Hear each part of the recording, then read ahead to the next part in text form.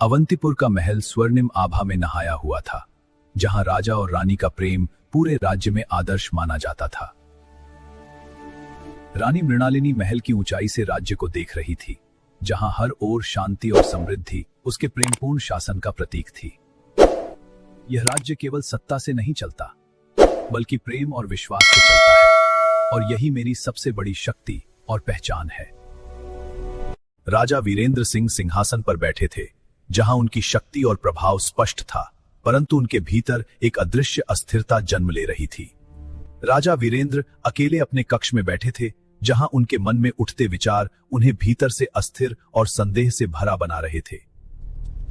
सत्ता को बनाए रखने के लिए कभी कभी मन के विरुद्ध निर्णय लेने पड़ते हैं, और शायद यही समय मुझे एक कठिन मार्ग चुनने को मजबूर कर रहा है। महल के गहरे अंधेरे कक्ष में कालकायनी अपनी शक्तियों के साथ बैठी थी, जहां उसकी आंखों में प्रतिशोध और विनाश की ज्वाला जल रही थी। कालकायनी अपनी तांत्रिक शक्ति से एक अदृश्य योजना रच रही थी, जहां हर मंत्र उसके भीतर छिपे घृणा और बदले को और प्रबल बना रहा था। अब समय आ चुका है कि प्रेम को संदेह में बदल दूं और विश्वास को ऐसा विष बनाऊं जो हर संबंध को भीतर से समाप्त कर दे। राजा वीरेंद्र, क्या कभी ऐसा लगा भी भीतर गहरे रहस्य छुपा सकता है? रानी मृणालिनी पर विश्वास है, पर मन में उठती शंका अब मुझे विचलित और अस्थिर करने लगी है। सत्य हमेशा वैसा नहीं होता जैसा दिखाई देता है, और जो सबसे अधिक विश्वास दिलाता है वही सबसे गहरा धोखा भी दे सकता है। राजा वीरेंद्र के मन में संदेह गहराता जा रहा था, जहां प्रेम और विश्वास अब धीरे धीरे भय और अस्थिरता में बदलने लगे थे। यदि सत्य जानना चाहते हैं तो एक परीक्षा लीजिए, जहां प्रेम स्वयं अपने अस्तित्व को सिद्ध करने के लिए बाध्य हो जाएगा। तुम कहना क्या चाहती हो? क्या रानी मृणालिनी के प्रेम को परखने के लिए मुझे कोई कठोर उपाय अपनाना होगा? केवल एक छोटा से वितरा के विस्फोट का मात्र है। राजा वीरेंद्र अब पूरी तरह संदेह के जाल में फंस चुके थे, जहां उनका निर्णय धीरे धीरे एक भयावह परिणाम की ओर बढ़ रहा था। रानी मृणालिनी अपने हाथों से भोजन तैयार कर रही थी, जहां हर स्पर्श में प्रेम और विश्वास झलक रहा था, परंतु खतरा छिपा हुआ था। प्रेम की सबसे बड़ी कमजोरी विश्वास होता है, और आज यही विश्वास तुम्हारे अंत की शुरुआत बन जाएगा। रानी मृणालिनी बिना किसी संदेह के भोजन तैयार करती रही, जहां उसका हर प्रयास प्रेम से भरा था, परंतु उसके भाग्य में विनाश लिखा था। आज का यह भोजन हमारे प्रेम और विश्वास का प्रतीक है, जिसे मैं पूरे हृदय से आपके लिए लाई हूँ। तुम्हारा यह स्नेह अमूल्य है, पर आज मन में एक अनजाना भय और अस्थिरता मुझे विचलित कर रही है। रानी मृणालिनी ने विश्वास के साथ पहला कौर लिया, जहां एक अनजाना विष धीरे धीरे उसके शरीर में फैलना शुरू कर चुका था। ये कैसी जलन और पीड़ा हम नहीं पा रही हूँ। यह सब केवल एक परीक्षा थी, और अब सत्य सामने आ चुका है, जिससे मैं स्वयं भी विचलित हो गया हूँ। अचानक पूरे सभागार में अंधकार फैल गया, जहां रानी मृणालिनी का शरीर असहनीय पीड़ा में कांप रहा था और वातावरण भयावह बन चुका था। यह कौन सी शक्ति है जो मुझे बदल रही है? मेरा अस्तित्व टूट रहा है और मैं स्वयं को पहचान नहीं पा रही हूँ। अब कुछ ही क्षणों में रानी मृणालिनी एक छोटी चिड़िया बन चुकी थी, जो अपने ही महल में असहाय होकर उड़ने के लिए मजबूर थी। यह क्या हुआ मेरे साथ? मैं इस रूप में क्यों हूँ, और यह पीड़ा मुझे भीतर से तोड़ रही है? यह केवल एक सत्य की परीक्षा थी, और अब मुझे तुम्हारे प्रेम की वास्तविकता स्पष्ट दिखाई दे चुकी है। जिस विश्वास को मैंने अपने जीवन से अधिक महत्व दिया, उसी ने आज मुझे इस अवस्था में पहुंचा दिया। यह सबसे बड़ा विश्वासघात है। राजा वीरेंद्र का हृदय कठोर हो चुका था, जहां प्रेम पूरी तरह समाप्त हो गया और केवल सत्ता और संदेह ही शेष रह गए थे। रानी मृणालिनी अब एक चिड़िया बनकर महल की ऊंचाई पर बैठी थी, जहां उसका अकेलापन और टूटे विश्वास की पीड़ा स्पष्ट थी। चांदनी में रानी मृणालिनी अपने अस्तित्व को समझने का प्रयास कर रही थी, जहां हर स्मृति उसे उसके पुराने जीवन की याद दिला रही थी। यह रूप मेरे लिए एक कैद बन चुका है, जहां मैं सब देख सकती हूँ, पर अपने जीवन को बदलने में असमर्थ हूँ। रानी मृणालिनी महल के ऊपर उड़ते हुए हर गतिविधि को देख रही थी, जहां सब कुछ सामान्य दिख रहा था, पर भीतर गहरा परिवर्तन था। ऊंचाई से देखते हुए रानी को महल में बदलाव महसूस होने लगा, जहां शांति के पीछे छिपा हुआ एक अनजाना भय बढ़ता जा रहा था। यह वही महल है, पर हर कोना अब बदल चुका है, जैसे यहाँ प्रेम नहीं बल्कि किसी अंधेरे का शासन हो। रानी मृणालिनी ऊंचाई से सिंहासन कक्ष को देख रही थी। जहां पहले प्रेम और शांति थी, अब वहां कठोरता और भय का वातावरण था।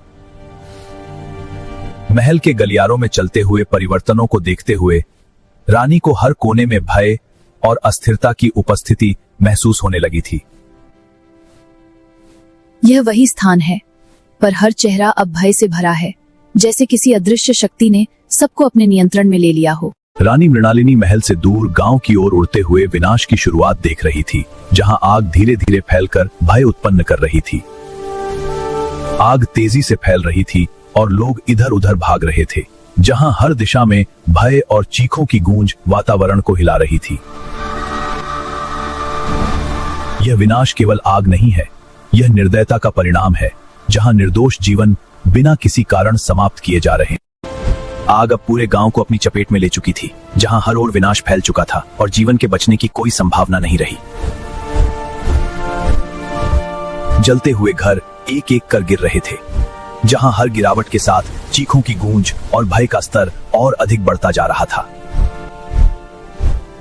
यह अन्याय अब और सहन नहीं होगा। यह विनाश मेरे भीतर ऐसी अग्नि जगा रहा है जो सब कुछ बदल कर रख देगी। धुएं और आग के बीच उड़ती रानी के भीतर का क्रोध अब स्पष्ट होने लगा था, जहां हर दृश्य उसके भीतर बदले की शक्ति जगा रहा था। जल चुके अवशेषों के ऊपर से गुजरते हुए रानी हर ओर फैले विनाश को देख रही थी, जहां जीवन के सभी निशान मिट चुके थे। अब यह पीड़ा केवल स्मृति नहीं रहेगी, यह शक्ति बनेगी और मैं इस अन्याय का अंत करके ही अपने अस्तित्व को पूर्ण करूंगी। रानी मृणालिनी वापस महल की ओर लौटते हुए हर गतिविधि को ध्यान से देख रही थी, जहां अब वह केवल पीड़ित नहीं बल्कि योजनाकार बन चुकी थी। महल के अंदर झांकते हुए रानी हर रास्ते और गतिविधि को समझ रही थी, जहां उसकी दृष्टि अब हर कमजोरी को पहचानने लगी थी। अब हर मार्ग, हर कमजोरी स्पष्ट है और समय आने पर यही जानकारी मेरे प्रतिशोध को सफल बनाने का सबसे बड़ा आधार बनेगी। महल की दीवारों के बीच छिपे मार्ग को देखते हुए रानी को एक गुप्त रास्ता दिखाई दिया, जो अंधेरे में कहीं गहराई तक जा रहा था। अंधेरे मार्ग के भीतर उड़ते हुए रानी को दीवारों पर बने अजीब चिन्ह दिखाई दिए, जो किसी गुप्त शक्ति और रहस्य का संकेत दे रहे थे। यह स्थान केवल एक मार्ग नहीं, बल्कि उन रहस्यों का केंद्र है जो मेरे विनाश और इस षड्यंत्र की जड़ तक पहुंचाते हैं। गुप्त कक्ष के भीतर रानी दीवारों पर बने प्रतीकों को समझने का प्रयास कर रही थी, जहां हर चिन्ह एक गहरे रहस्य की ओर संकेत कर रहा था।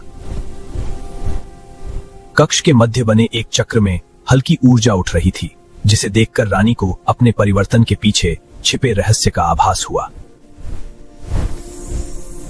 यही वह स्थान है जहां मेरे परिवर्तन का रहस्य छिपा है और यहीं से मेरे पुनर्जन्म की शक्ति भी उत्पन्न हो। रानी मृणालिनी उस ऊर्जा के चारों ओर उड़ते हुए उसके प्रभाव को समझने लगी, जहां हर स्पंदन उसके भीतर एक नई अनुभूति जगा रहा था।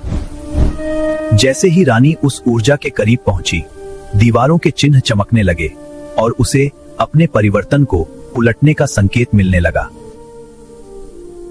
यदि इस शक्ति को सही समय पर उपयोग किया जाए तो मैं अपने वास्तविक रूप में लौट सकती हूँ और अपने अस्तित्व को पुनः प्राप्त कर सकती हूँ। रानी मृणालिनी अब उस रहस्य को समझ चुकी थी, जहां सही समय और स्थान पर वह अपनी शक्ति को उपयोग कर अपने अस्तित्व को बदल सकती थी। महल की ऊंचाई पर पहुंचकर रानी पूरे क्षेत्र को देख रही थी, जहां अब उसका हर कदम सोच समझकर उठाने की योजना स्पष्ट हो चुकी थी। अब समय निकट है और जब यह शक्ति सक्रिय होगी, तब मैं लौटकर इस अन्याय का अंत करूंगी और सब कुछ बदल दूंगी। रानी मृणालिनी बादलों से निकलकर महल के ऊपर लौट रही थी, जहां उसका मन अब पीड़ा से नहीं बल्कि दृढ़ संकल्प से भरा हुआ था। महल के ऊपर उड़ते हुए रानी हर कोने को फिर से देख रही थी, जहां अब उसका दृष्टिकोण पीड़ा से नहीं बल्कि योजना से भरा था। अब समय आ चुका है जहां मैं इस शक्ति का उपयोग करके अपने वास्तविक रूप में लौटूंगी और इस अन्याय का अंत करूंगी। रानी मृणालिनी तेजी से कक्ष के भीतर प्रवेश कर ऊर्जा के केंद्र की ओर बढ़ रही थी, जहां परिवर्तन की शक्ति फिर से जागने लगी थी।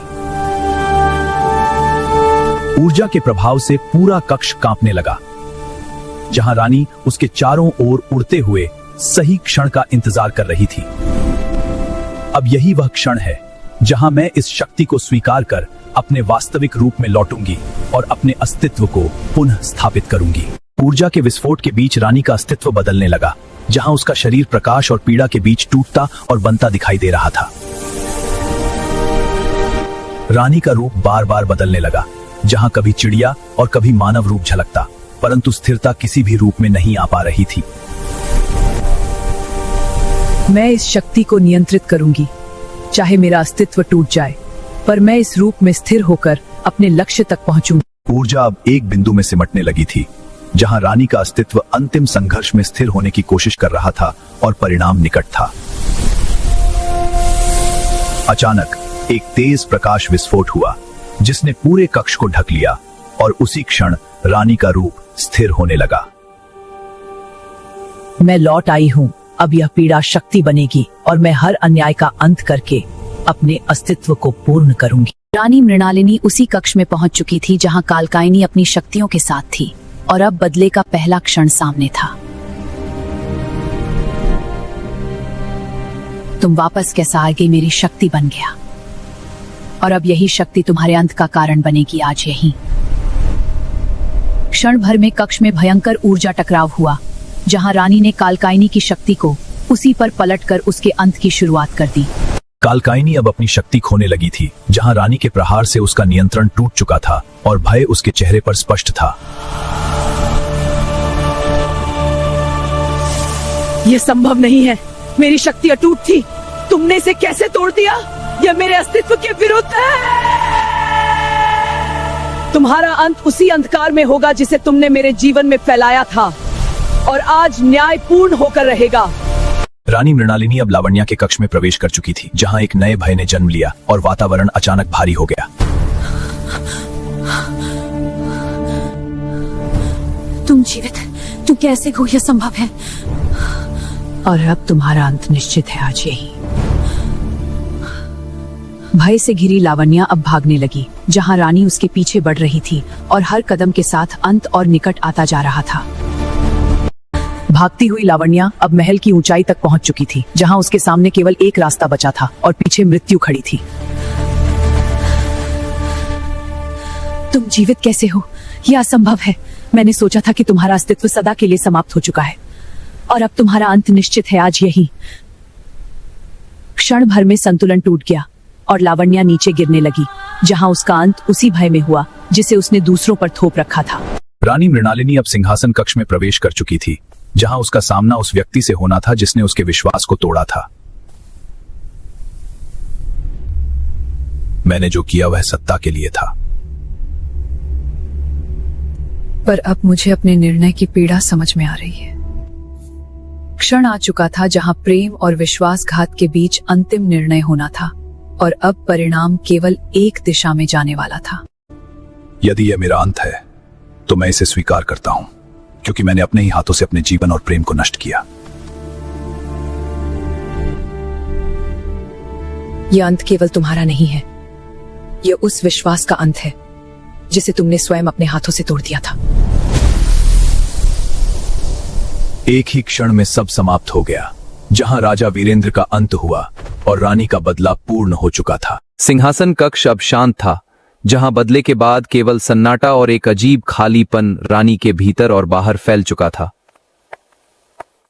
रानी धीरे धीरे सिंहासन की ओर बढ़ रही थी, जहां उसका हर कदम उसे एक नई शक्ति और एक गहरे अंधकार के करीब ले जा रहा था।